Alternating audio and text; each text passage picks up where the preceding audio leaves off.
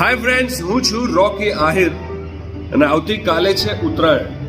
તો ઉત્તરાયણ માટે બધા એટલા જ મગ્ન થઈ ગયા છે, ઉત્તરાયણની તૈયારીમાં એટલા બધા ખોવાઈ ગયા છે કે દરેક ચાર રસ્તા પર દરેક ફિરકી પતંગવાળાને એટલી બધી ભીડ જામી છે કે વાત જ ના પૂછો.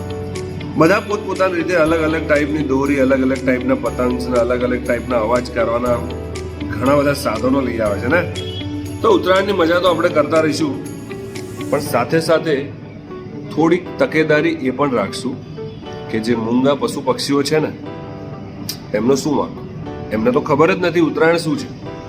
તો આપણે સાથે સાથે એ લોકોનું પણ એટલું જ ધ્યાન રાખશું કે જેટલું આપણે ઉત્તરાયણ સેલિબ્રેટ કરવામાં રાખીએ છીએ.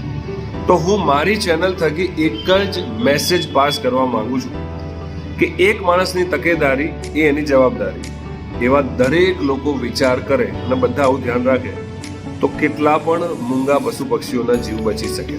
તો હું તમને એક વિનંતી એ કરીશ કે ઉત્તરાયણમાં તમે ભલે દિલ ખોલીને પતંગ ચગાવો, પતંગ કાપો, લપેટો, પણ મૂંગા પશુ પક્ષીઓનું એટલું ધ્યાન રાખજો જેથી કરીને એ અબોલ પશુ પક્ષીઓનો જીવ બચે. Happy Uttarayan to you all. Enjoy the Uttarayan 2023.